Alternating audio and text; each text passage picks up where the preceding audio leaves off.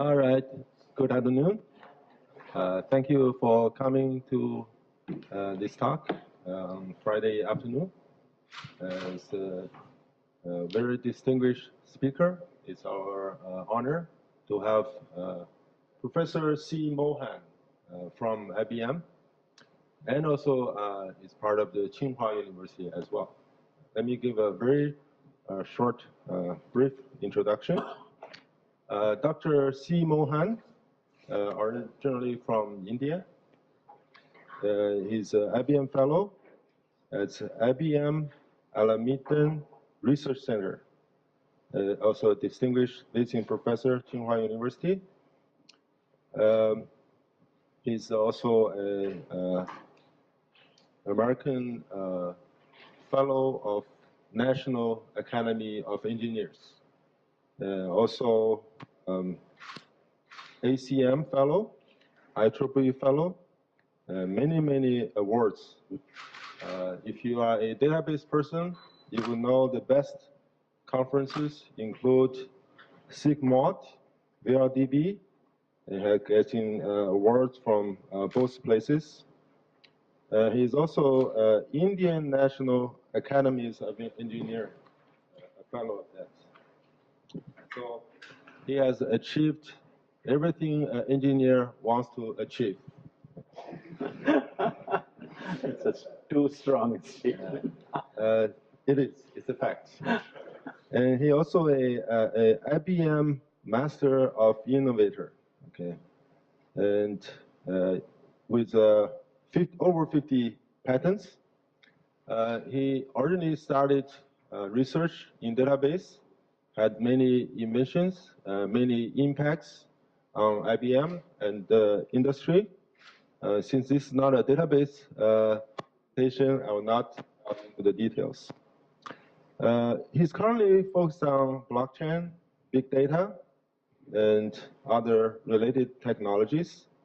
And today, he's going to give us a talk called State of Public and Private Blockchains, Myth and Reality.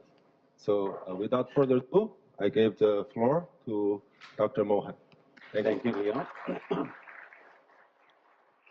Thanks for the kind introduction, and thanks to all of you for coming on a Friday evening of all evenings.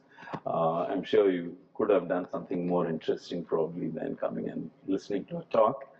I have a special affinity for Hong Kong from this blockchain perspective because this is where I gave my first ever talk on blockchain.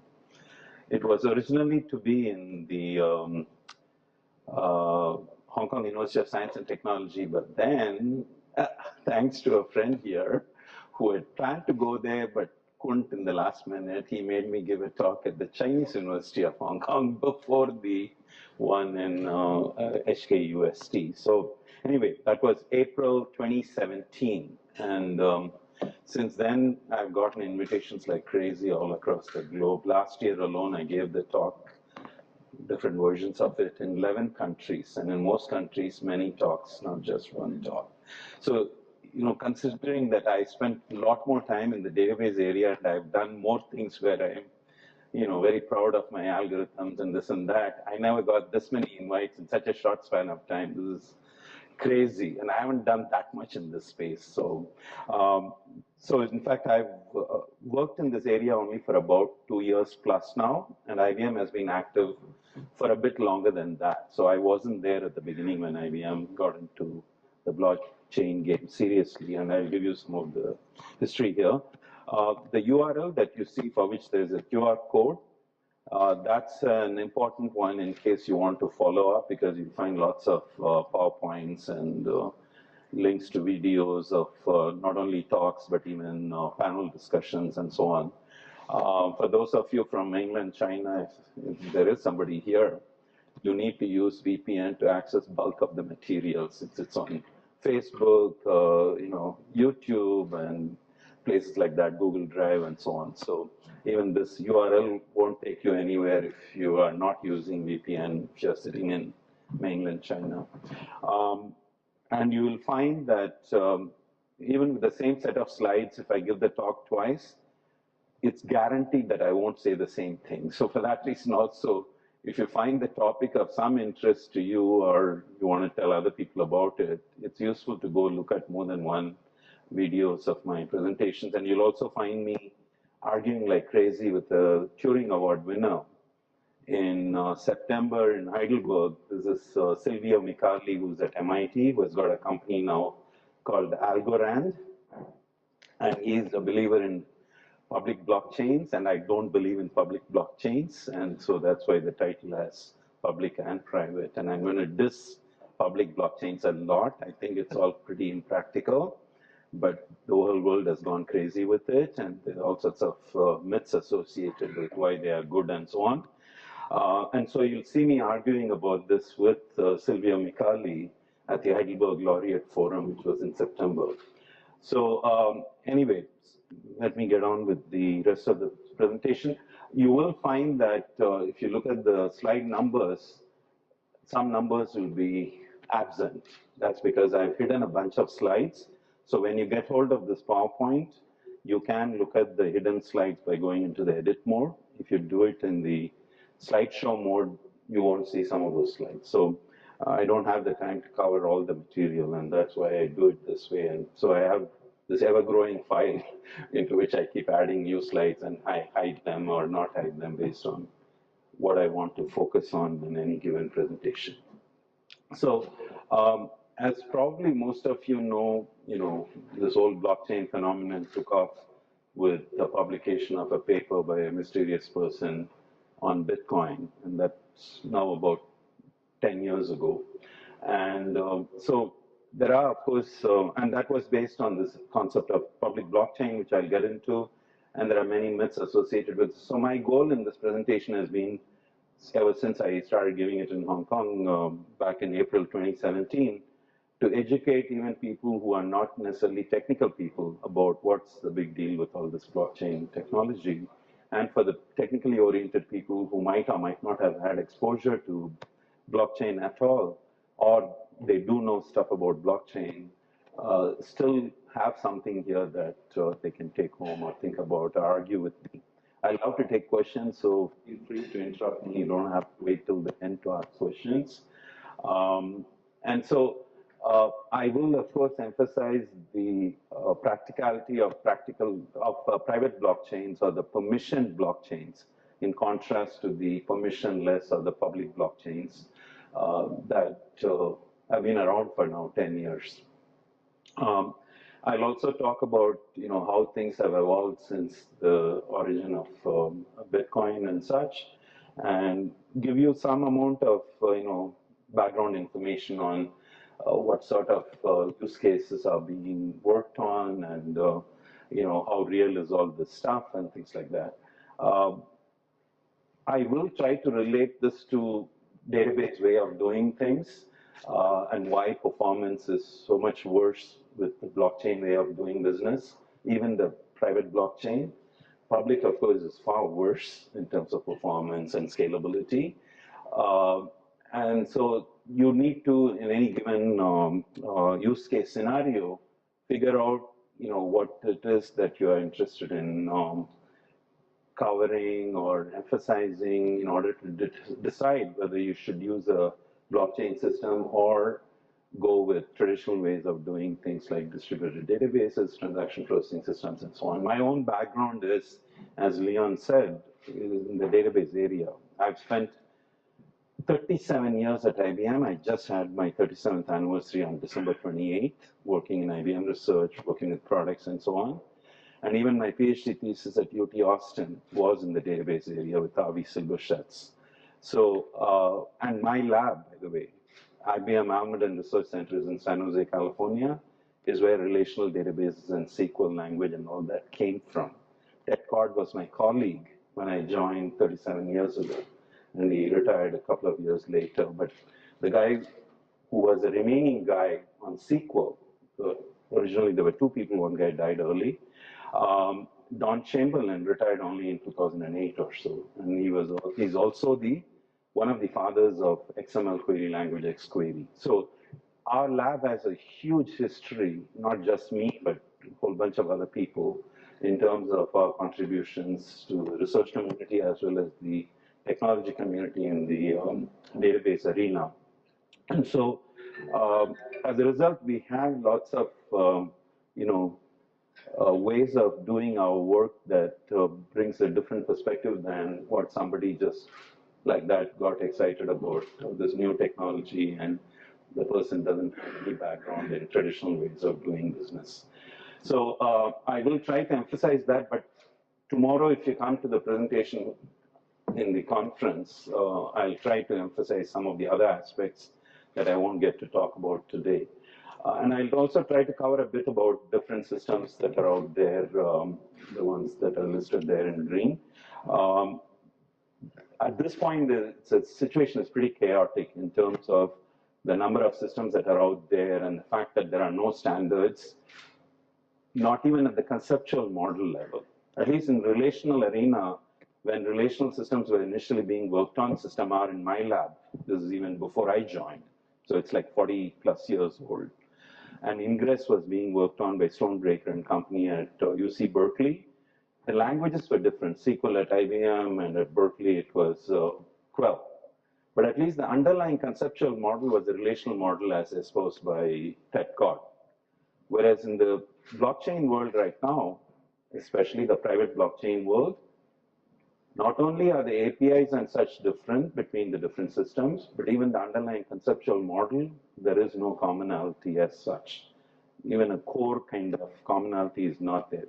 There are, of course, even between DB2 and Oracle, even though they are both following the standards, there are features that are extensions that are being made, right? But at least if you stick to the ANSI SQL kind of core, you can guarantee easy portability of your applications and so on. Whereas here, you better watch it. If you are now going into especially production mode deployment of a solution, you better do your homework with respect to what system you choose to build your use case scenario on, because if you choose the wrong system 2 years from now or 3 years from now, you might find that the system that you chose is not one of the winning horses or the winning horse. And now you have the monkey on your back to figure out whether you're going to rewrite your application to run on the winning system or one of the winning systems, or if you have the wherewithal and the system you chose happens to be open source, you will have to then take on the maintenance, enhancements, bug fixing and all that of that system that even though it's not a winner, you are still choosing to, instead of rewriting your app, continue to use that non-winning system. So it's these sorts of hardcore decisions that you have to make, and don't go by what's fashionable in some esoteric people's minds or theoretically oriented people's minds, or just because of the cutesiness of things like proof of work and so on.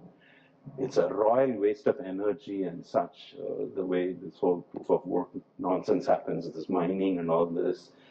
All sorts of nonsense that these people spout about why this is the greatest thing since sliced bread and so on. So anyway, I'm getting ahead of myself. So, as I said, there are these two classes of systems. The original so-called open or public or permissionless one, where anyone anywhere across the globe without revealing his or her identity can willy-nilly come and go and participate. So at any given time, nobody knows who are all the participants that are actively working on that particular blockchain network. And of course, this has led to all sorts of silliness because since you don't know the identity, you have no knowledge of the background of the people involved, whether they are drug dealers or prostitutes or whatever kind of people and shady kind of characters with, ill-gotten wealth that they are trying to do something with, things like that. So because of that, people say, oh shucks, I need to now go through some painful way of trying to bring about some level of consensus, this, that, and hence this whole notion of cooking up a math problem and trying to make people waste energy solving the math problem and then saying whoever solves the math problem first or multiple people potentially solving the problem concurrently. This leads to all sorts of non-deterministic behavior, forks in the blockchain and things like that. But more importantly, it leads to things like 7 transactions per second, 10 minutes for a transaction's outcome to be known. This is like mind-bogglingly stupid for transaction processing guys like me. 30 plus years ago, the goal then was 1,000 transactions per second at the high-performance transaction center workshop. And here we are talking about this kind of numbers. And the goal then was, when the TPC benchmarks were developed, 95% of the transactions having to have less than 2 seconds as the response time. And here we are talking about 10 minutes for a transaction's outcome to be known. So every which way you look at it, this is all craziness in terms of the speed at which things are done and the enormous wastage in this day and age of green consciousness and all that, of energy being wasted. And then after wasting all that energy, suddenly some money is being created with no relationship to real world goods and services. So from that perspective also, this whole notion of cryptocurrency, which is part and parcel of all these public blockchain way of doing business, is also something that I don't believe in, because it doesn't have any relationship to real world goods and services and such, which has been the basis for fiat currencies. Even if the gold standard is not there, that doesn't mean willy-nilly governments are printing notes as they please. There are enough checks and balances with economists and so on. So, but in any case, it turns out lots of bad things also have been done given the anonymous nature or the pseudo-anonymous nature of the public blockchains. And for that reason also, I'm not in the business of trying to encourage such behavior, so I'm not here to promote, people converting their black money into, essentially turning these things into legitimate way of doing business, which is what many people in many countries are eager to do, because certain societies have as fundamental part of doing business a lot of black money and such, including my home country, right? So those people think, oh, it's cool to now convert all their ill-gotten Indian rupees into, let's say, Bitcoin, and then being able to spend that thing anywhere across the globe and so on. Even that is not a completely valid statement, because unless everybody accepts for everything Bitcoin, you're still stuck with having to reconvert that thing and all the speculation and all that that's going on. So, but there are all sorts of organizations across the globe that are working on various aspects of blockchains in general. The list is not by any means complete as to what people are working on. Bulk of the work that's going on today is being done in the form of consortia. That's at least one saving grace in this area. In spite of the lack of standards, it's not as chaotic as it is in the NoSQL and big data arena with MapReduce and all those things, where 3 guys get together and they develop a system of their own with different APIs and so on. This has been the norm in the NoSQL arena. If you want to hear my views on it, there are other presentations you can look at. In terms of the market, it's believed that it's going to be pretty big. One of the numbers that I picked up is what's shown there. But what I'm going to be focusing on is the private or the permissioned one, where in order for somebody to be able to participate in a given blockchain network, they have to be explicitly admitted. And part of the admission process is that they have to reveal their identity. And so this is what is going to give you much better performance, scalability, and also controlled information sharing. In this day and age, when GDPR and all these requirements are coming in about who gets to see what and such, it's crazy in the public blockchain for the whole world to know what the heck is going on, because anybody anywhere can see what's in that public blockchain. So from that perspective also, from a competitiveness and all that kind of perspective, it's crazy to think that it's okay for anyone anywhere to, whether they have any business reason or not, have access to that kind of information. Whereas here, it's the people who are part of a business process who will be part of that network and who will be permitted or invited to be part of the network. If you don't have a business reason to be part of a business process or a workflow, there is no reason for you to be there at all. This whole notion of somebody has nothing else to do, they have some free MIPS, or they think they have some free MIPS because they're willing to spend some MIPS because they think they're going to make a killing later. This whole notion of validators across the globe who have otherwise no business reason to be part of the network, being part of the network in the public blockchain, that concept doesn't exist here. So this notion of rewarding people for being validators is also something that's not part of the private blockchain. So this idea of currency being part of this network is not really relevant in this case. It was cooked up there. The way I characterize it, it's like a dog does a trick and you reward the dog by throwing a few biscuits at it. That's the way I see how the guy who wins the proof of work competition, for the energy he wasted, it's not commensurate with actually the energy. A few biscuits are thrown at them. And that's how this whole notion of Bitcoin being created as opposed to just being transferred comes into the picture. Whereas here, this is part of your business. Traditional way of doing business processes involves multiple organizations spending their energy doing their bit of the business process. So there isn't anybody else who is anyway going to be part of this network. So hence this whole idea of rewarding people doesn't come into the picture. And so in terms of what's been going on, there are lots of production deployments. It's no longer just kicking the tires kind of business. It's not like people are all just doing proofs of concept and such, and nothing is in production usage. More than about 2 years ago is when, to my knowledge, a private production blockchain network came into existence. Given the details here, since then, there's been a lot of work going on in different parts of the world, including in mainland China and places like that. Lots of momentum behind the Hyperledger fabric, which IBM initiated by developing some software in-house and then open sourcing it and causing the Hyperledger consortium to come into existence as part of the Linux Foundation.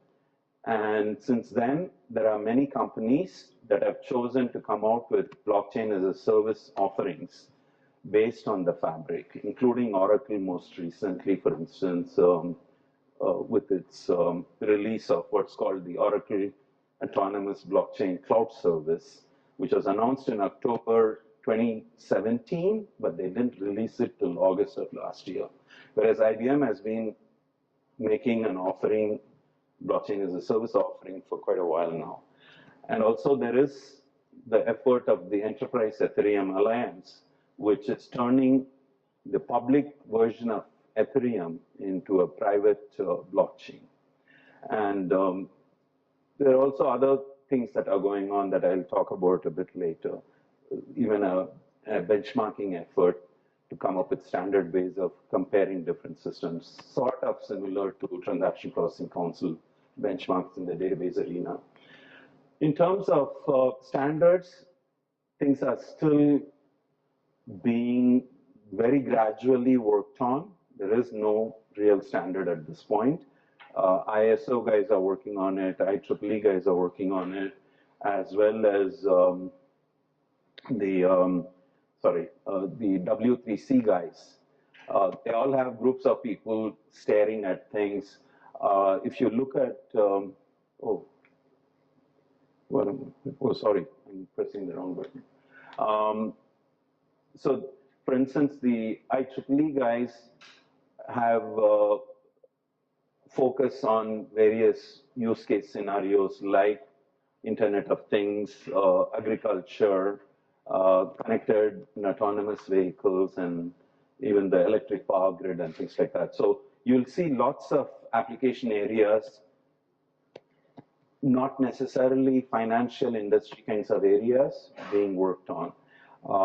If you look at the ISO guys, this work got going first because the Australian Standards Organization initiated this activity actually in 2016.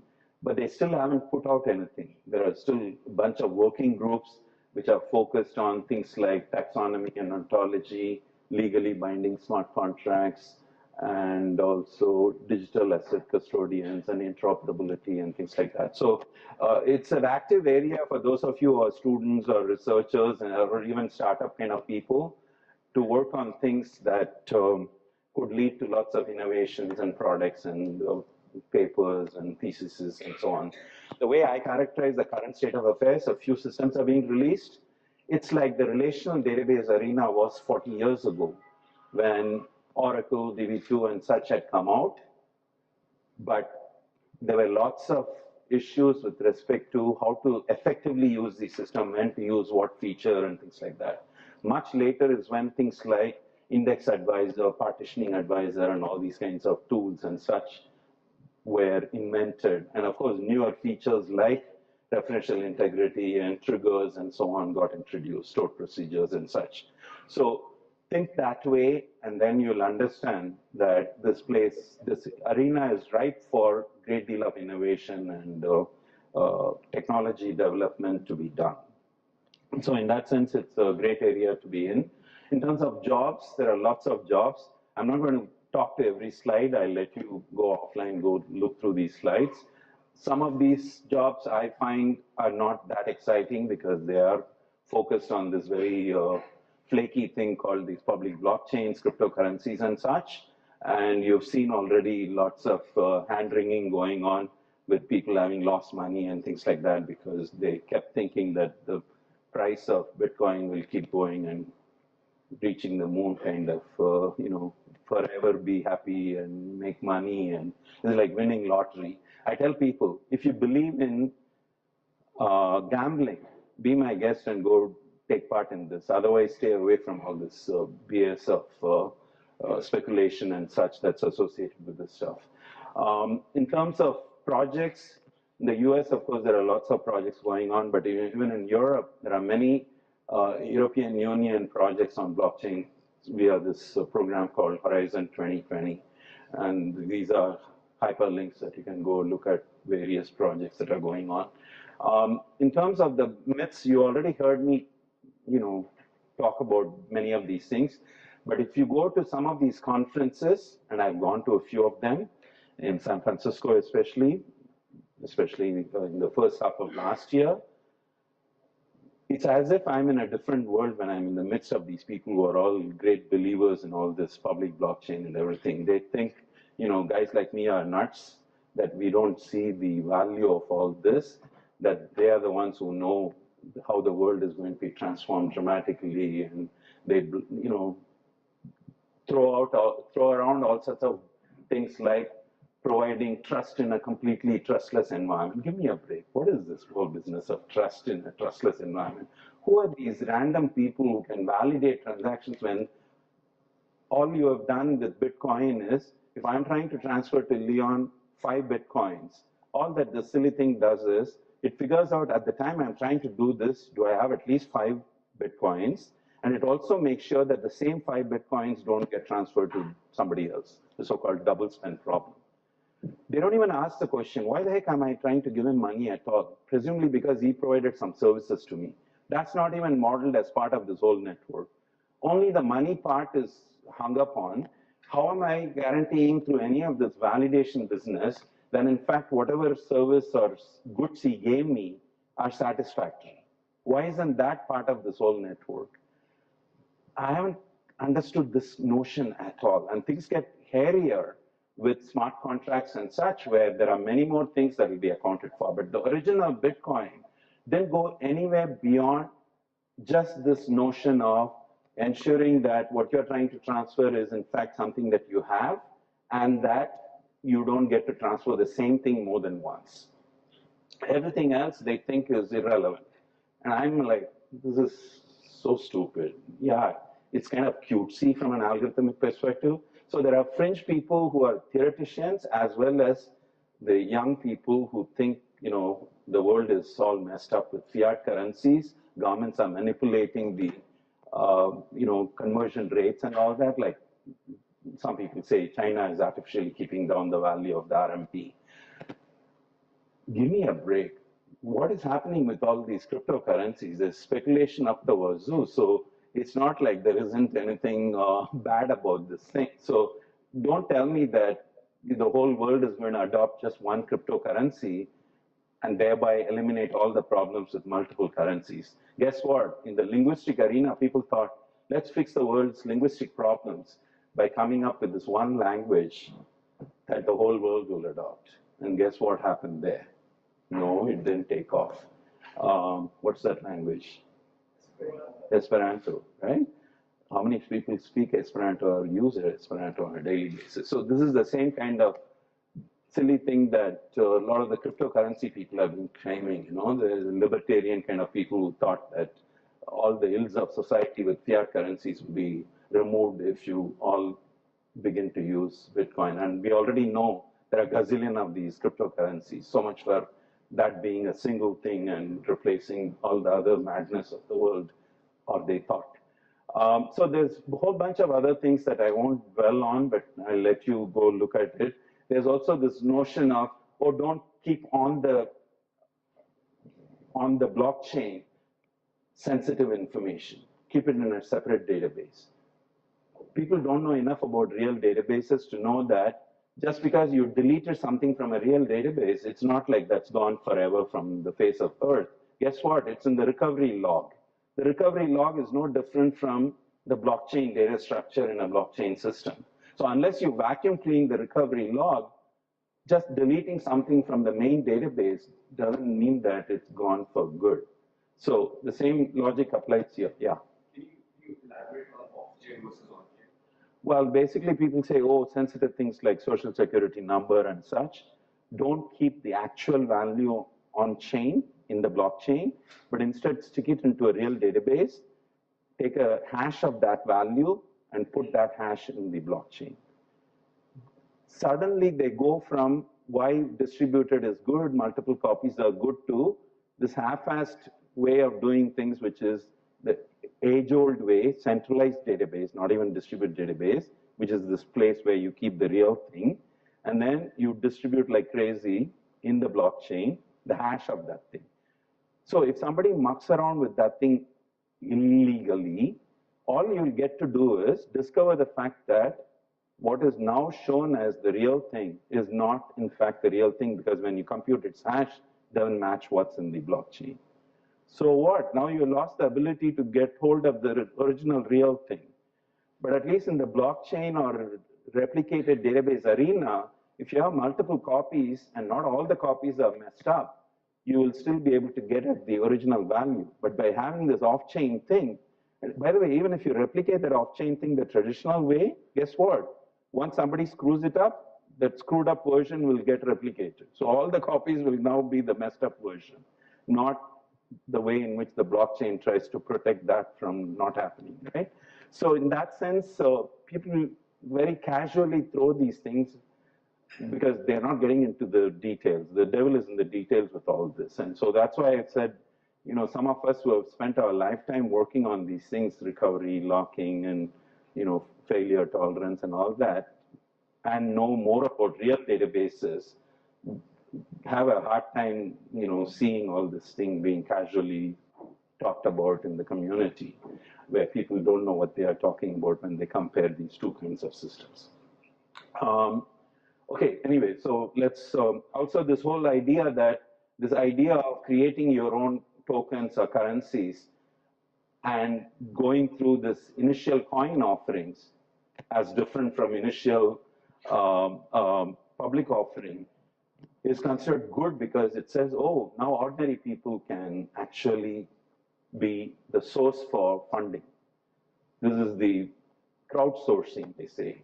Guess what? This was an attempt to bypass the regulations associated with IPOs, which were much more stringent, which required that you don't, you know, wave your hand and get away with it.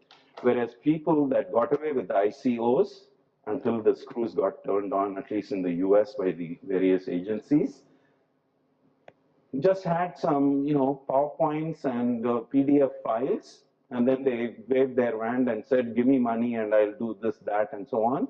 And then they laughed their way to the bank after collecting the money from the ordinary public who doesn't even know anything about how to evaluate these things and so on. So from that perspective also, I don't buy into this whole idea of what some of these guys will tell you is the goodness of the ICO process compared to the IPOs. And this is no different from the disasters that happened in 2007, 2008 with the mortgage-backed securities, which were inventions that were intended to bypass regulations of in the US, at least the SEC and so on. So, okay.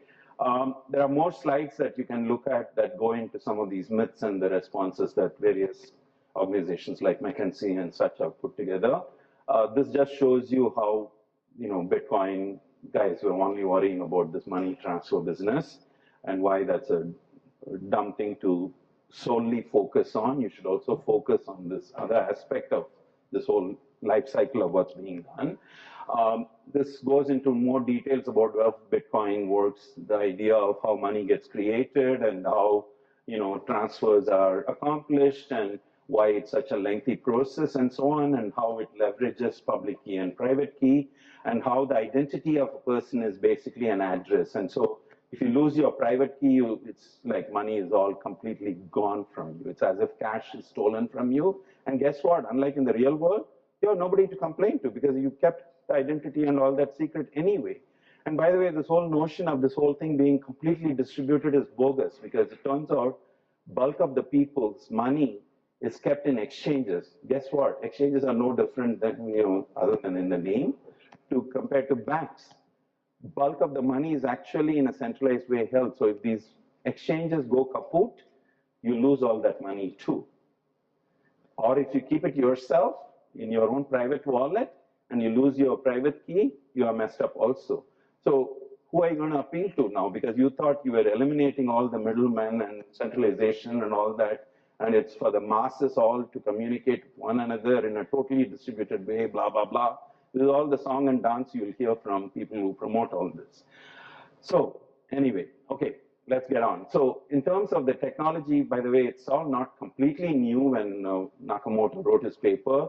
This paper in ACMQ actually gives you the background of how various ideas from the early 80s got combined in order to arrive at what subsequently became this world famous and, heart of the planet kind of technology that became the basis for the implementation of the Bitcoin way of doing some of these things. So if you're interested, you can go read this paper. And ICOs, as I mentioned, there was an incredible amount of money being generated from the public by various charlatans. But guess what? Early last year, suddenly the number of ICOs came down because finally the US government's different entities started pronouncing what they thought of these things. And of course, there isn't uniform treatment here. The CFTC, the Commodities and Future Trading Commission, said crypto assets are like commodity, which is like wheat and oil and so on. Whereas the Financial Crimes Enforcement Network said this is no different from regular kind of money, fiat currency. And the SEC said, except for Bitcoin and Ether, the Ethereum currency, the rest are all to be treated like stocks and bonds and so on, subject to the same kind of regulations. And the IRS, the Internal Revenue Service, said this is like property. So if there is an increase in value and so on, you have to pay taxes on it. So this is like house and such properties that you pay taxes on. So because of all that, suddenly the charm of minting money like crazy from the public by just flashing a few things started coming down. There are still some other countries where they are encouraging this kind of behavior, but at least in the US, and I believe China is also banned ICOs, is my recollection of what the story is. So,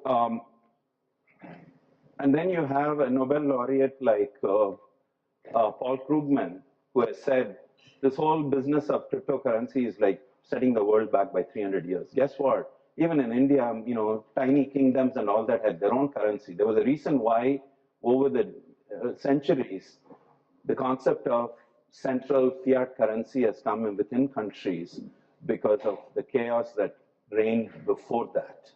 And like I said, even though the backing of a fiat currency with gold has been dispensed with for a variety of reasons, it still doesn't mean that governments are free to do whatever they want. There are enough checks and balances. Even in the US, whatever you might think or don't think about the current state of affairs in the federal government, he cannot just get away with whatever he pleases. There are enough checks and balances that keep even Trump from being too goofy and things like that. So I would rather believe in technologists not taking charge of these matters when they don't have knowledge about the goods and services and such, and rather have, policymakers and economists and such who, through things like the Federal Reserve Board and things like that, are controlling money supply in the world, or within at least individual countries and so on. So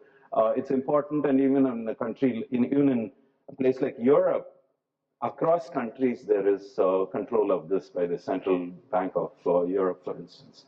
And then you see all these reports also happening. So it's not like it's all as foolproof as you would think on reading the Bitcoin paper. There have been enough things that have gone wrong, and also the forking and all that have happened in the various cryptocurrency kinds of based blockchains. In terms of technical areas, I myself have worked on distributed databases and traditional databases all these decades. So there are various aspects of these two major areas, if you like, of technology that have a bearing on the blockchain space. In particular, the workflow or business process management systems that even I have worked on. And in the database area, of course, a little before I joined IBM was the original relational work. I joined it when the R-Star distributed database project got going. Since then, there have been many pieces of work that have gone on, which have to do with replication, stored procedures, and various architectural debates about shared nothing versus shared disk, and so on. And also, of course, more recently with the Web 2.0 crowd coming into the picture, NoSQL and MapReduce and such things. And of course, even more recently, the cloud and what all it brings to the table with respect to disasters and multi-data center kinds of globally distributed databases and so on, and how to deal with failures in that context. By the way, the whole notion of Byzantine faults is not anything new that the Bitcoin guys had dreamt up. This bad behavior, intentionally, saying one thing to somebody and saying the opposite to somebody else with respect to the same thing. That was being worked on when I joined IBM. That's how the work on Byzantine agreement protocols and clock synchronization algorithms and all that came up. I myself have written 2 papers, one on traditional kinds of failures alone being worried about, which has to do with node failures, disk failures, and link failures in a distributed context. On top of it, adding intentionally falsifying things or so-called Byzantine behavior is the kind of fault that I also spent some time adding to a two-phase commit protocol. So this was in Principles of Distributed Computing Conference in 1983, where I had one paper on presumed abort and presumed commit, another paper which combined Byzantine agreement protocols with that thing. So it's in that sense not anything new, but the fact is, when you looked at workflow and business process systems and so on, that I myself have worked on, we didn't worry about these Byzantine behavior over there, nor did we really leverage so much private key, public key, and things like that. So it is those sorts of things that got added into the mix that makes the blockchain way of doing business different. Also leveraging the whole notion of hashing and such as a way of detecting when something was tampered with after the information got recorded. Such things are newer aspects of this technology that when you add to the traditional way of doing business, gives you certain guarantees, but at the same time, it also causes performance degradation. So let's look at a scenario like this, just to illustrate why this blockchain area has become important. If you look at an import-export scenario like what you see here, there are many players involved, each with its own database, with independently developed programs manipulating the contents of those databases. They might all be communicating electronically, but it's typically point-to-point communication, and there are still a lot of paper documents in play. Even if the paper documents get scanned, they are still not digitally processable because they are just bit patterns. In this kind of a chaotic world, there is no single source of truth. Even if you get a tracking number, guess what? You don't get to see the full content of what's in the database of the different organizations involved. You only get a window into what they choose to expose as information. So in this kind of a scenario, as a result, there's a lot of inefficiency, a lot of back and forth. I order something, Leon sends me something, and then I realize, oh, he didn't understand my order, so now we debate as to who's going to pay for that thing to be sent back or to be discarded, or for him to send the correct version of whatever I ordered and so on. So this is where also if some people die because the food got spoiled and things like that, people might after the fact go modify the records to try to shift the blame to somebody else and things like that.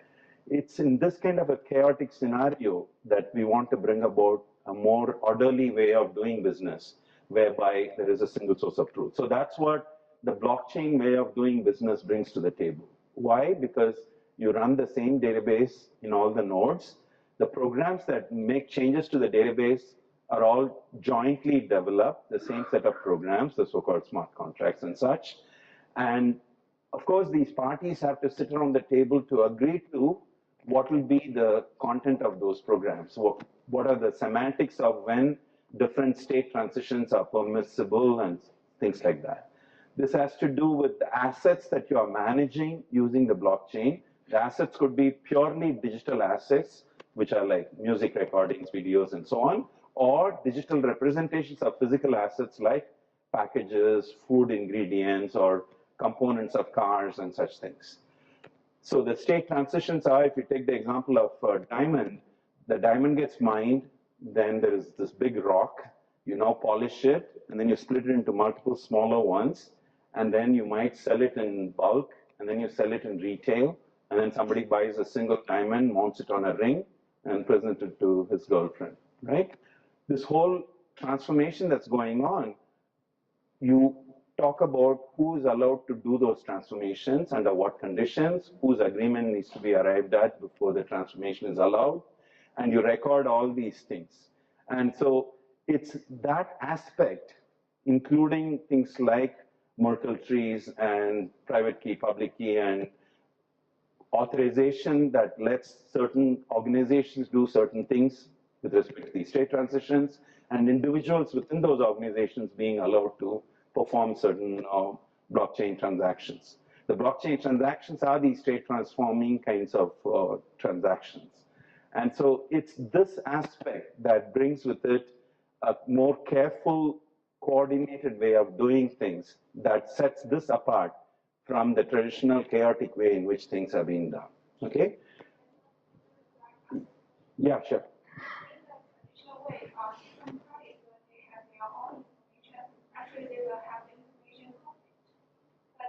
I'm thinking how the blockchain makes this information have agreement. And also, I think in the traditional way, for each form, they have a third party, like the auditor, to ensure this information quality.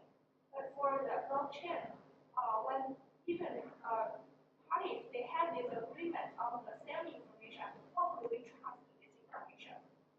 Well, the fact is, they are sitting around the table and deciding these things, right? What constitutes the correct way of doing things and all that, as captured in the smart contracts, are being worked on together by the different participants in this business process, right? So you are sort of presenting this existence of inconsistencies as if it's like a good thing.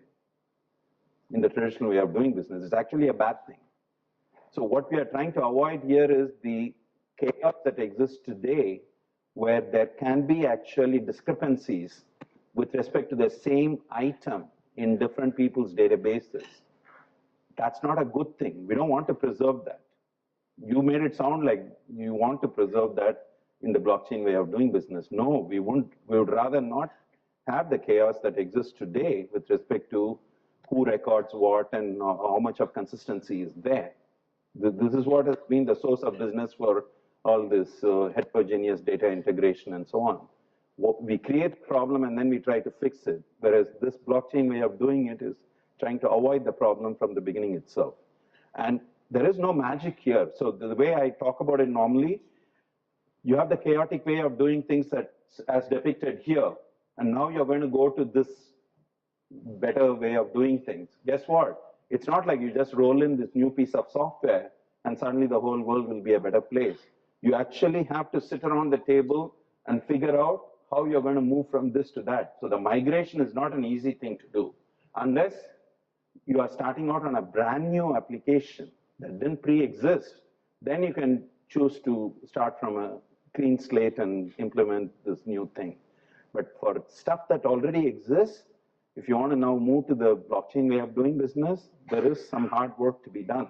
In fact, I hid one of the slides that talks about some ways in which this is done. For instance, if you have a private blockchain that involves Safeway and Walmart with all their suppliers, some of whom may be common, some of whom are unique to Walmart or Safeway, you might say, hey, it'll be too chaotic if everybody sits around the table and tries to come up with a smart contract. So these two big guys, Safeway and Walmart alone, will discuss between them how to do this, and then they'll just dictate to the other guys. If you want to do business with me, you shall use these smart contracts. There can be more democratic way of doing it where a bunch of people actually sit around the table and do it themselves. There's even a third way in which a bunch of Canadian banks, it turns out there are only like 4 or 5 major banks in Canada, that's it for the whole country. They farmed out the whole work in the Know Your Customer arena to a startup called Secure Key, which actually came up with the implementation. Of course, these guys would have given inputs, but the actual work was done by Secure Key for the KYC application. So there are various approaches that have been taken on how to accomplish this, so developing the smart contracts and such. Okay, so there are charts like this that you will see where given a certain use case scenario that you're considering, what questions should you be asking to even decide whether or not this application needs to make use of blockchain or it should be implemented using the traditional way of doing it. Because like I said at the beginning, the blockchain way of doing stuff, because of a lengthier handshake and all that it goes through, is by definition slower than traditional way of doing it. For instance, in a distributed database, normally the transactions will be executed in the primary copy and then they'll get replicated to the other copies. Whereas in the blockchain way of doing it, it goes through a longer multi-step process where transactions get simulated and then the results are compared, and if they're all in agreement, then the actual implementation is done, or the execution of the transaction, installing the updates is done. This, by definition, means it's slower process, and there are more aborts that will happen, okay? And so it turns out this particular chart has a problem because it made it look like if you're dealing with physical assets, you can't use the blockchain, and that's completely bogus. Some guys that were funded by the World Economic Forum in Europe came up with this wrong chart, but I just wanted to use that chart anyway. But there are other people who have come up with similar kinds of charts. So this just gives you a history of how IBM has been active in this space.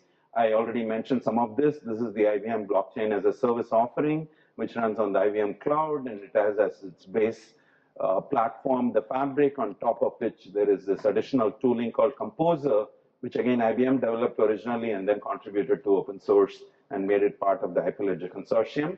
That makes it easier for you to develop blockchain applications. It turns out in the case of physical assets, one of the important things to worry about is how do you take the information about a physical asset and you put it on the blockchain, then make sure that if the physical asset, the real thing gets replaced with a fake thing, you are still able to detect it. And that's where the crypto anchor verifier technology that IBM developed early last year comes into play. It's actually a lens that's attached to a mobile phone camera, which, based on what that physical asset is, measures different attributes. So it can be high-end cotton, expensive cotton, or it could be high-end wine or olive oil, or it could be diamonds. It measures things like viscosity and spectral values and something like a fingerprint for the inside of the diamond.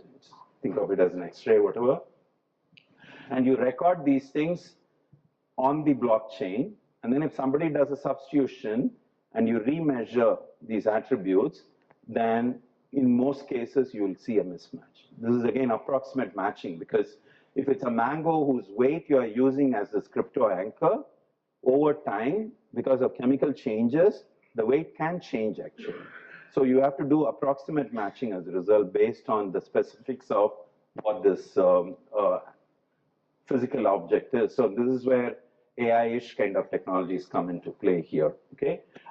So this is how you are able to manage the digital information about physical assets in a way where you can still detect any fraudulent substitutions, okay? It turns out this particular blockchain as a service offering that IBM has some additional features compared to what you get by just downloading the open source software and running it on your own machine. It makes use of certain fancy characteristics of the IBM mainframe. Since you asked this question about auditors and so on, this picture shows you, just like in a traditional database system, you have database administrators, application programmers, and so on. In the blockchain way of doing business, there are these additional kinds of roles that are being defined: blockchain architect, blockchain developer, blockchain network operator. Even the regulator is shown as part of this picture, right? And then you have the blockchain user. So there are nodes which represent organizations, Safeway and its suppliers, or Walmart and its suppliers. And then within those organizations, you have individuals who are allowed to do certain things and others are allowed to do different things and so on. So this is very similar to what happens in a traditional database system with authorization, authentication, and things like that. And you still have the linkages between what's happening with the blockchain way of doing business and the traditional way of backend systems like SAP and CICS and DB2 and so on. So you might accept an order through the blockchain way of doing business, and then the fulfillment of the order, manufacturing something or building something, might actually involve making use of a traditional manufacturing system. And then once that order is fulfilled, then you come back to the blockchain system and say, now it's ready to be shipped, okay? So there's more details about all this in the background charts that I'm not showing here, that talks about how events may be triggered from one side to the other side and vice versa.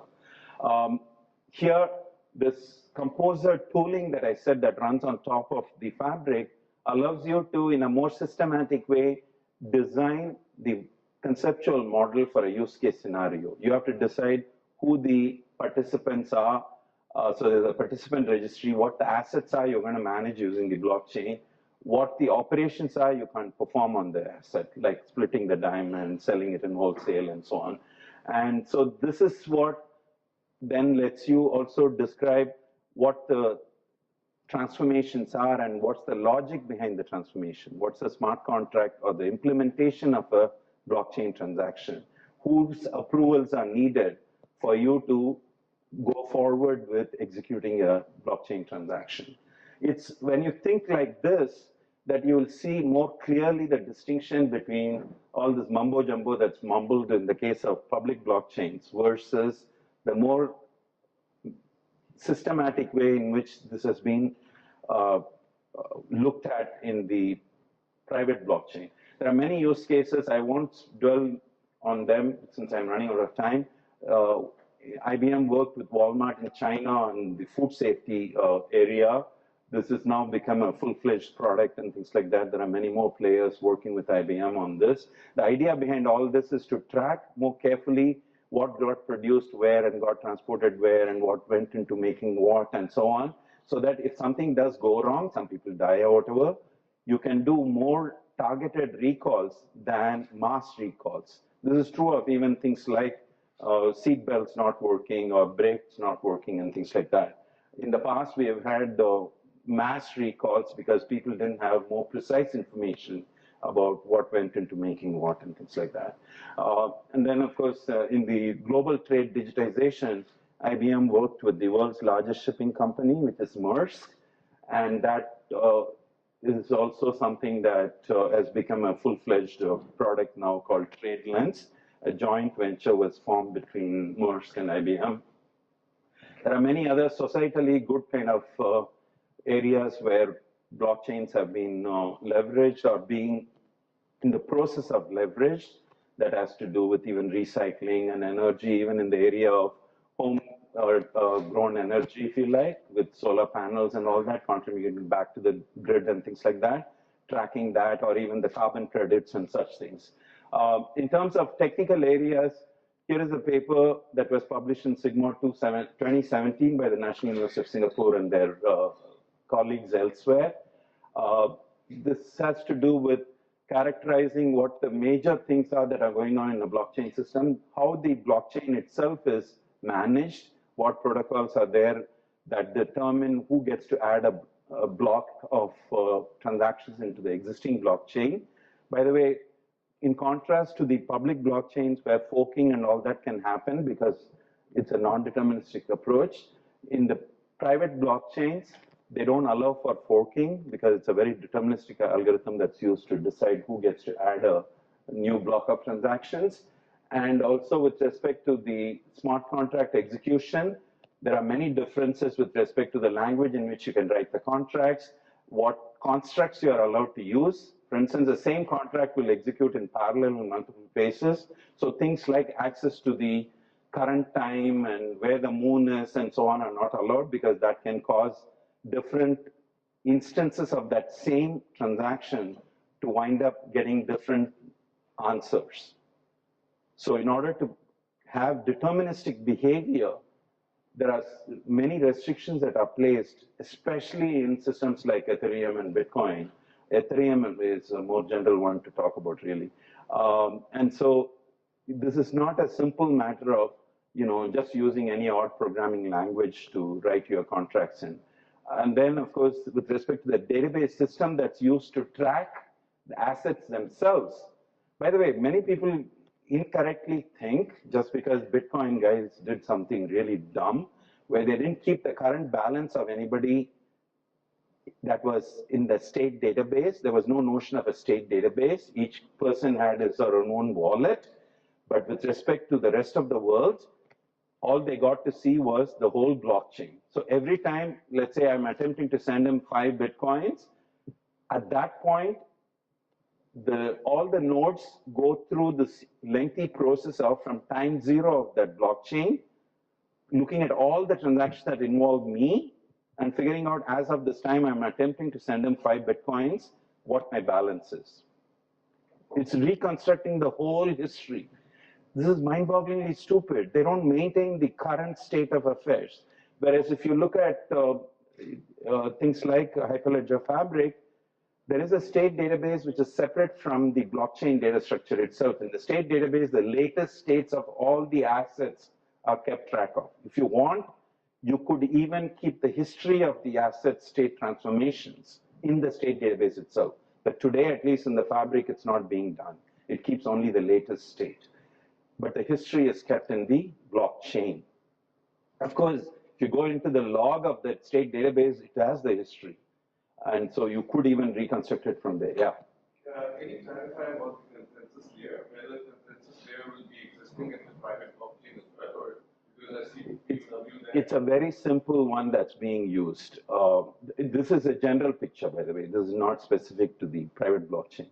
For instance, when we had the versions 0.5 and 0.6 of the Hyperledger Fabric, PBFT was being used as the consensus protocol, the practical Byzantine fault-tolerant algorithm. But in 1.0 release, IBM and its partners decided not to bother with dealing with Byzantine failures and chose to use only Kafka message broker system, which is something I normally say, which I haven't said today, which is in a private blockchain environment where you know the credentials of the different parties involved, while people could still try to cheat and all that by doing Byzantine things, it's less of a problem than in the public blockchain, where you let random people come in without knowing who they are, and then you go bananas trying to supposedly protect yourself from potentially shady behavior. In the process, you screw up the mainline performance, the common case. This is like saying, oh, I know that there is some likelihood when I go back on the street this evening, I might get hit. Do I, for that reason, every time I go to the public place, put on armor plating around myself and constrain myself? We don't. We take certain amount of chance and so on. So, whereas if you look at the way this whole Bitcoin and the Ethereum guys have done their thing with proof of work and so on, it's like craziness to the limit. And in the process then, 7 transactions per second, 10 minutes for a transaction's outcome to be known and so on. This is not the way we all, people like me who have spent our lifetime working on recovery and such gory stuff, have tried to do our, backup and all this kind of worrying about failures, where we do awfully complicated things just so that in the event the really bad thing happens, that we are safe. We do take some chances so that the mainline performance can be better. So it's in that sense that they made it into a pluggable architecture in version 1.0 with respect to consensus protocol and so on. But what came with the system was only the Kafka way of doing business. So there is only one guy for a given topic which is responsible for grabbing all the transactions. This has to do with the notion of channels that version 1.0 also introduced, which then puts together this new block of transactions and then sends it to all the people that are part of that channel. Okay, so in general, this is just a glimpse of some of the architectural decisions that have to be made, what you're going to do, but in fact, there are many more architectural design choices that have to be made, and different systems have chosen to make different choices, and they haven't really properly justified why they did what they did. So it's in this context, again, there is scope for tremendous amount of comparative work to be done and more legitimate way of comparing and contrasting the systems that needs to be arrived at. A lot of the work has been done by industry people, not even research people in industry, just the seat of the pants kind of way of doing business that has resulted in this, I would say, chaotic state of affairs. And so you just will, and this is no different from what happened with NoSQL and so on. You just go to the presentation, the guy will say, I just thought of this, I put it there. And the guy didn't even do his homework with respect to looking at all the existing systems and so on. Similar stuff has gone on here. And so there's an attempt by the Singapore guys who wrote that other paper to then come out with this survey paper where they did more of just cataloging these things, not necessarily, giving you all the justification and so on. Because in a lot of these cases, the people who write the paper are not the ones who made the original decision, so they don't necessarily have access to all the logic behind it. So this just goes into more details about how this whole thing works. In the case of Hyperledger Fabric, I'll just skip this and tell you there's a 3-stage execution for a transaction. Initially, where a particular state transition is being proposed, it's sent to multiple people, so-called endorsing peers, who simulate the execution of the transaction. They don't actually perform the updates. The simulation results in what are called read and write sets being computed. The reads are sent to the database system.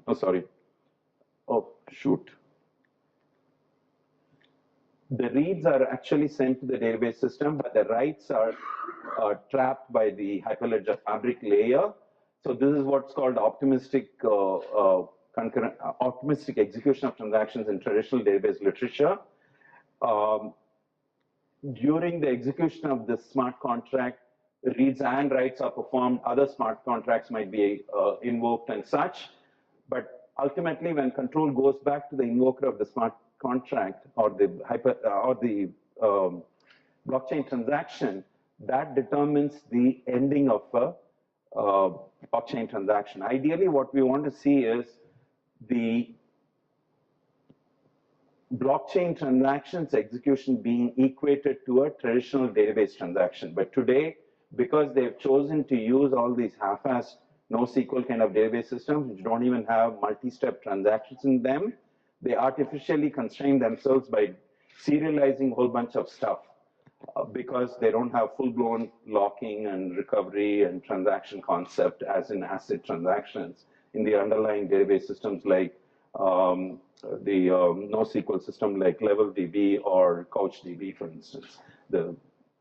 So there is scope for a lot more improvements. So once the client who invoked a blockchain transaction gets back the read and write sets from the different endorsing peers, exactly how many endorsing peers are involved in a given transaction and so on is all domain-specific stuff that the designer of the use case has to decide.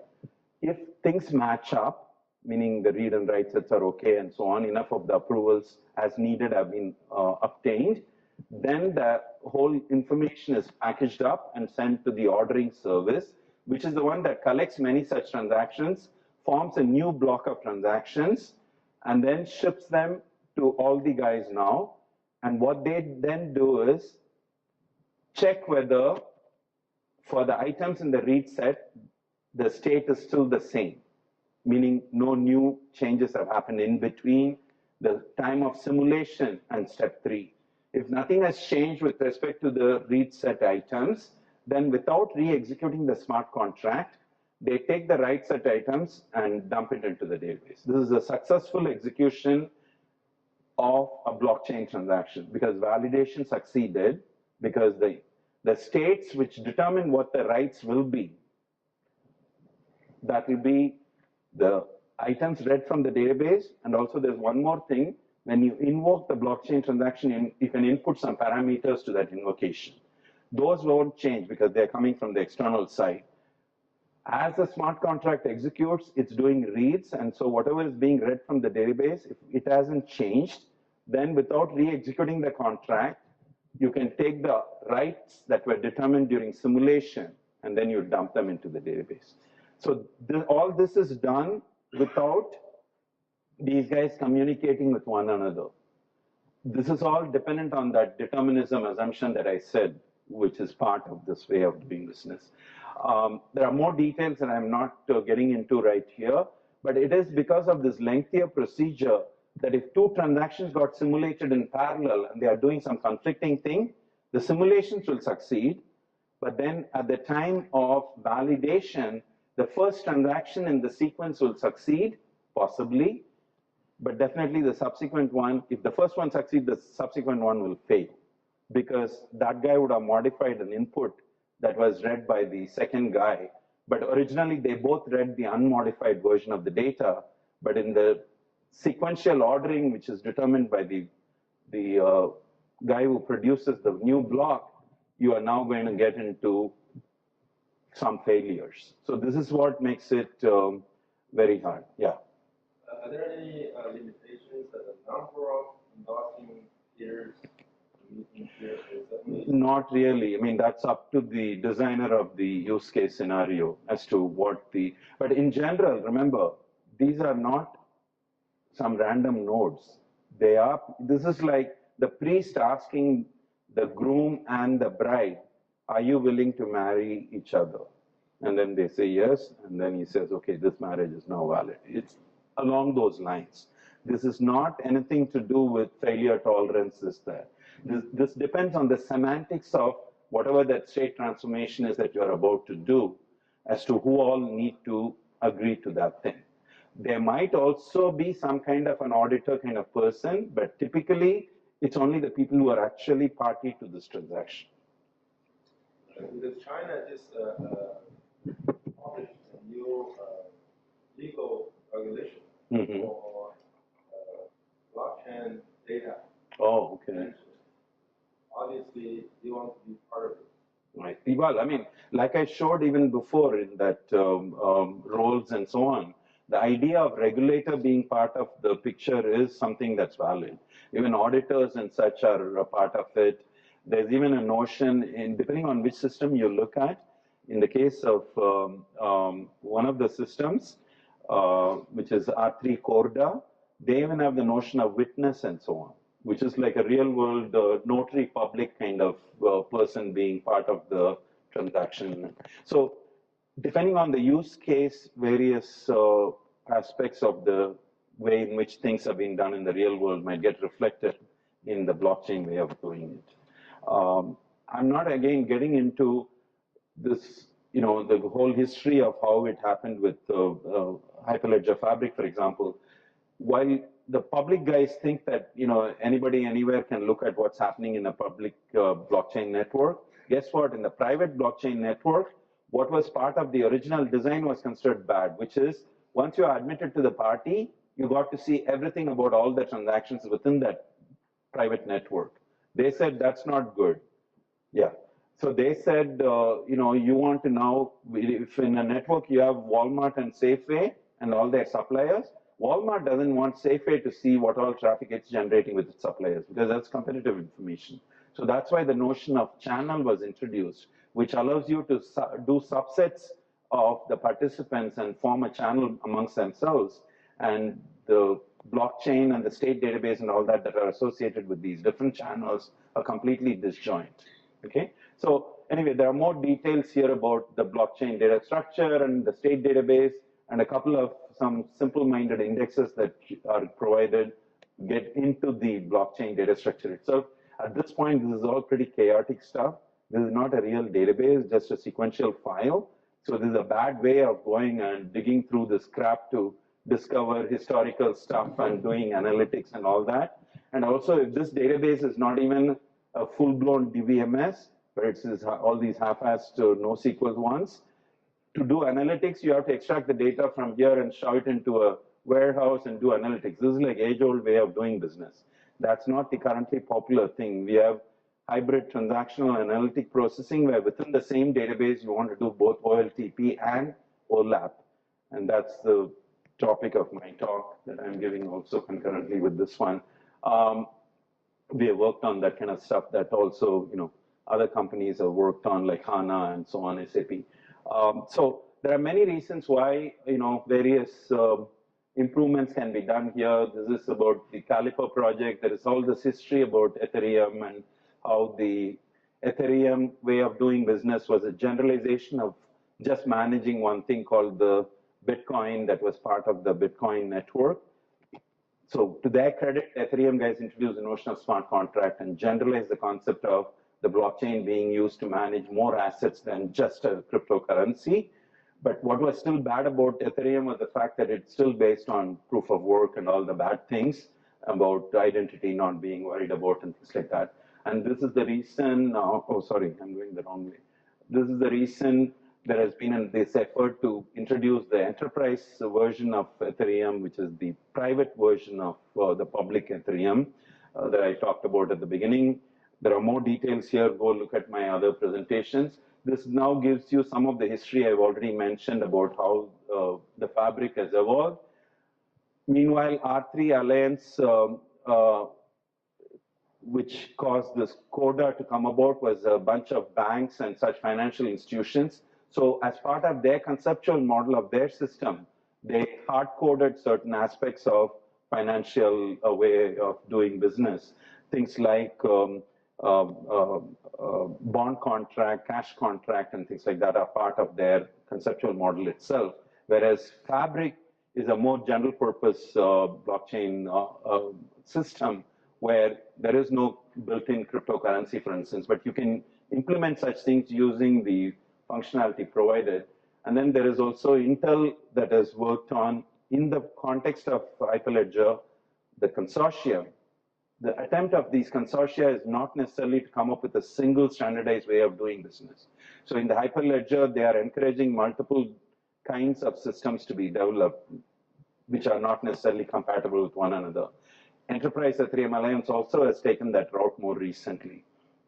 And this was Intel still trying to do certain things which leverage some of their hardware features and so on. What I'm doing in my technical project in IBM research is to add support for relational databases by allowing for the modeling of your assets using higher level notions than simple, dumb, get, put, delete kind of constructs, which are awfully old worldish, worse than even pre-relational systems like VSAM, ISAM, and such. Because with a primary key and a bag of bits, you are now leaving too many things in the hands of the application developer, which is highly error prone and everything. The whole world has gone through all this 4 decades of work to make the programmers not be able to screw up things. And so it's a really bad thing that we have gone back in many ways by supporting awfully simple-minded database systems.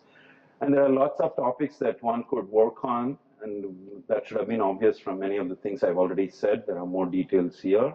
And that's it. So if you want to keep up with all the different developments and all that, feel free to follow me on these various social media accounts and such.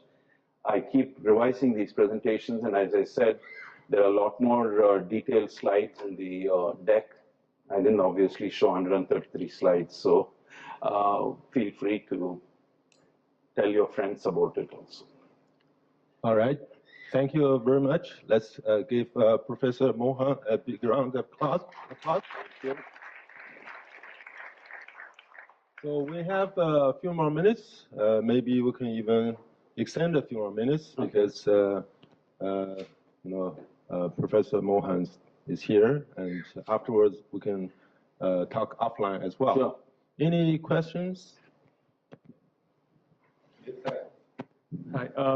Sorry, you may have covered this because I came in a bit late. Oh. With regards to access and key management, you mentioned the problem.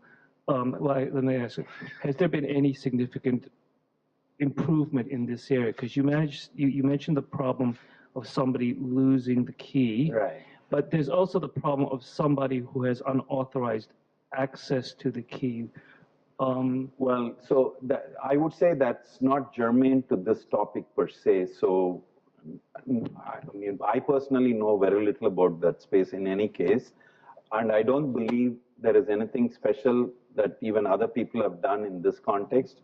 All that people have talked about that's sort of related is how you might combine whatever access control, that might be part of a blockchain system with respect to stuff that you might already have in your organization, like X.500 and such things. But specifically on the key management stuff, originally, for example, in the Fabric, they had encryption and all that as part of the underlying system design itself. And then again, in 1.0 release, they said it won't come in with any built-in encryption and so on. If you want, you have to do it on top.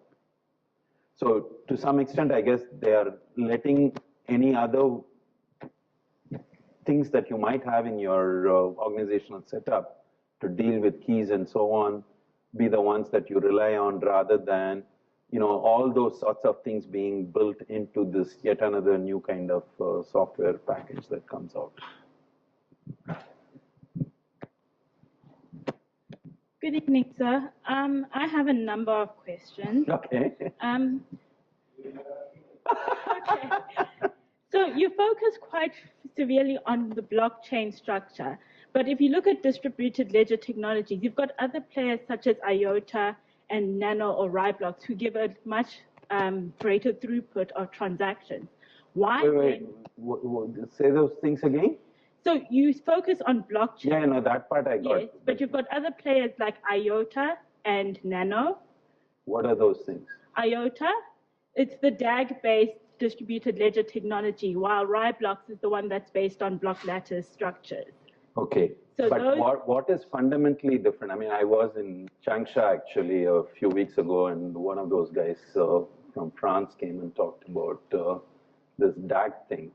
But I still don't see fundamentally how any of that gets around the issues I brought up with the fact that I don't believe fundamentally in random characters being willy-nilly allowed to be part of a blockchain network. By the way, even if you take away performance problems, I still don't, you do something fantastic instead of proof of work. I still have a problem with this idea that some random person somewhere in the world, out there in the world, can validate your transactions without knowing anything about what the heck you are dealing with in a real world sense. So this is why, as I said at the beginning, I don't know if you're there, I had these long arguments because now, Algorand guys, Silvio Micali thinks he has got a greatest things in sliced bread with respect to making this consensus protocol work like nobody's business. But I still argued with him saying, I still don't understand why this idea of anyone being allowed to be part of this network makes any sense at all, of opening up the whole thing to the whole world, fundamentally is so much against the grain of GDPR and things like that, which are putting more and more restrictions on who gets to see what and such. So I don't want to get hung up on, I can improve on proof of work with proof of stake and this and that, because that's still not addressing the more fundamental aspects of this whole thing. Okay, then. And even Lightning Network and so on. Now suddenly they're saying, oh, I'll push a whole bunch of work to be done off the chain, and then I'll summarize it and stick it on the chain. The whole point here was to keep track of the whole history. By now doing the summarization, I've lost the history of what individual transactions got done in a sideways fashion with Lightning Network. In that respect, do permission blockchains not affect the scalability of your network? Because if you're going to use this in an industrial Internet of Things environment, you mentioned previously that you've got a state database, right. But you've got millions and millions of IoT devices. Will those devices? But the question is, are they all part of the same blockchain network or not? I mean, yeah, you can imagine, billions of devices being across the globe. Does it make sense for all of them to be part of the same network? So you have to address those issues. You cannot willy-nilly dump everything into a single blockchain network. That's the important thing to keep in mind. That's why from the beginning I've been saying you have to look at a particular business process or workflow and think about the associated blockchain, not lump all sorts of unrelated things into a single blockchain network. Yeah. Thank you for that talk. So I had a question regarding the energy consumption side of things, and you said that the energy consumption makes it ridiculous to even go towards the public blockchain, and I completely agree with you. And I'm from the School of Energy and Environment, and we're looking at the blockchain's energy consumption for scalability. Mm-hmm. So from a comparative perspective, from just the traditional blockchain, traditional database to a private blockchain and a public blockchain, would you expect an exponential increase in the energy consumption as we move through? No, I won't. The energy is orthogonal in the case of the private blockchain network, because there isn't this whole idea of solving a math problem and all this puzzle kind of business at all there. It's a very simple-minded thing, as I pointed out in the case of version 1 of the Fabric, where all it is this guy who is responsible for a topic, this ordering service guy, who listens to all the transactions that are being posed against a topic, which is mapped to a channel, and he just collects them and arbitrarily, actually, at this point, he puts them in a serial order. There is no big deal energy, nothing. It's all fallacy, this whole thing. But I've given talks, by the way, to Applied Materials guys and KLA10 Core and all that. All these guys started seeing dollar signs in their eyeballs when suddenly they noticed that some of the ASICs and the GPU kind of usage that had been employed in the proof of work arena, which caused, what's that company in my valley, in my backyard? The GPU guys. NVIDIA to see some increase in their quarterly report. So immediately AMAT and KLA10 Co guys asked me to come and educate them on blockchain, because they were all wondering whether they should get into the same racket. But actually, in fact, one of the slides said that NVIDIA's revenue started, at least the revenue associated with blockchain started going down as the popularity of the public blockchain started coming down, or ICO started coming down. Okay. Back row there, please shout aloud. Good evening, Dr. Mohan ji. Yeah, this is Manush Kumar. I'm doing PhD in School of Energy and Environment. Okay, same as that gentleman. Yeah, yes. Okay. So I'm working on a topic like digital representation of physical assets in a blockchain. Okay. So here my question is like more of how to harmonize the data nature. Like, the data will be dynamic in nature sometimes. When multiple devices are connected, like multiple hardware devices are connected to a blockchain network. Maybe it is like blockchain integrated IoT or whatever. So now each device will produce different data sets. Right. Now, how do I harmonize all the data? Okay, so this is an orthogonal issue to the blockchain itself. This is a standard issue that has been talked about even in traditional databases, where to some extent what this lady was bringing up before about discrepancies between different people's way of modeling an asset or whatever. It's gotten worse in the IoT space because over time, the same device changes its format because it begins to measure some more attributes, or it does it at a finer granularity than it used to do, and so on. It might have done it once a day, now it has, within a day also, once an hour or something. So even the time kind of field might expand in scope and so on. But this is standard schema evolution problem and such, and so it's not so germane to this particular problem. That's a standard problem in the database space. And that's where I was saying things like heterogeneous data integration and such are being made use of. But more importantly, this whole NoSQL space,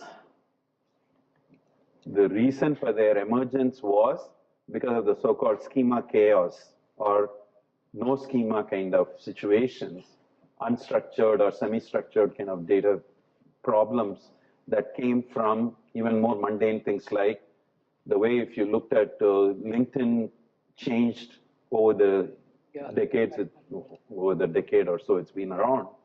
Originally, they didn't have photographs in their thing. They didn't have the notion of status post and all that. It was essentially an online resume.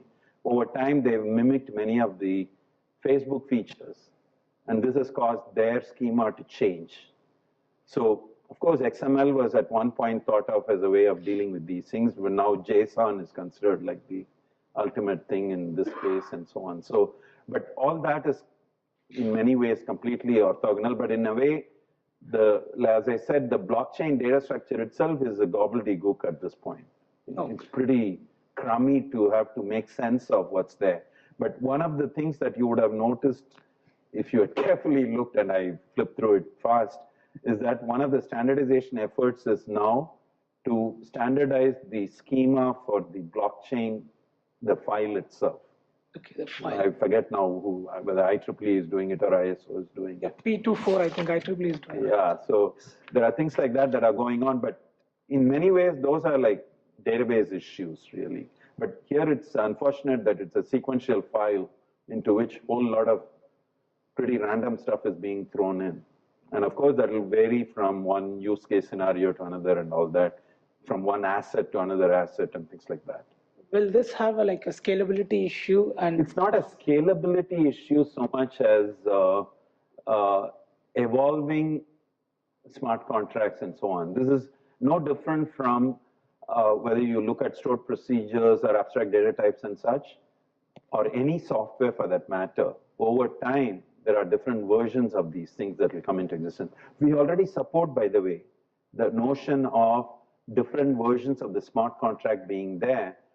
And even simultaneously, they might be, because we don't want to stop the whole world to roll in a new version of the smart contract. So all we will guarantee is that for any given blockchain transaction, in all the nodes where it executes, the same version of the contract will be used. So that you don't have, one set of nodes using version 1.3 and another one using, some other set using 1.4. So we need to make Okay. Wonderful questions and great answers. How about last question? Okay, thanks for your great talk. Thank you. So considering your Hyperledger, so there is an ordering service, right? So, if we kind of trust that ordering service, is that we can just replace that with a central secure database? No, okay, so this keeps coming up. In fact, that's in the myths chart that I had. Many people, in an awfully simplistic way, and this is encouraged by the public blockchain people, they equate public blockchain as completely distributed, and then they assert private blockchains are central or centrally controlled.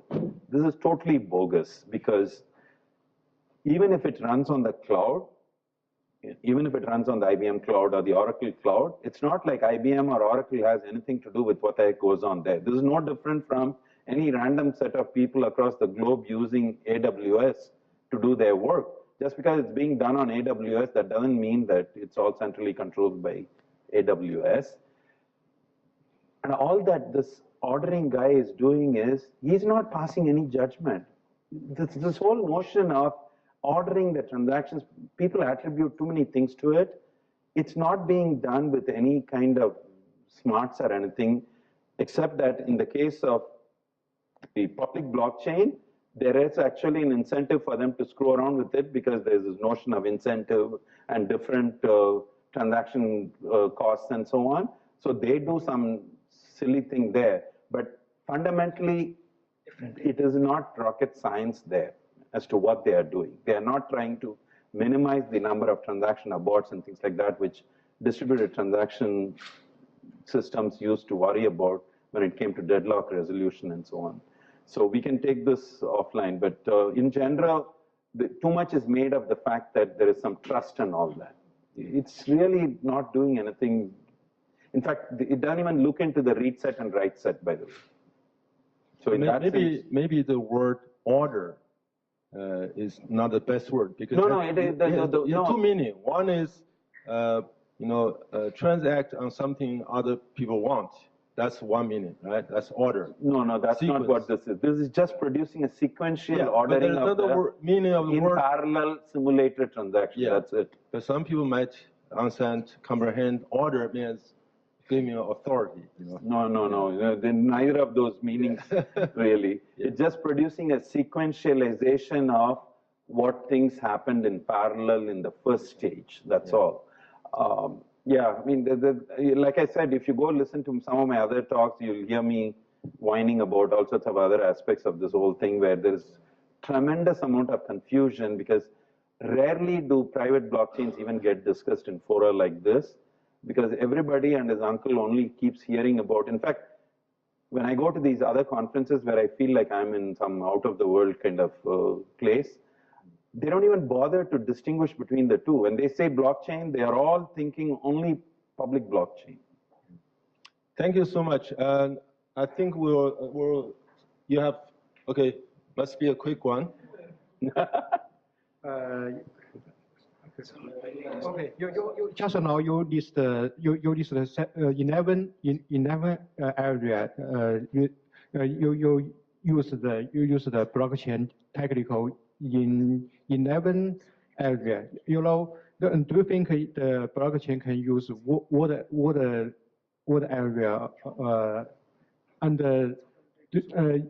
Now it is the only use blockchain is used in the area, the security of the war area.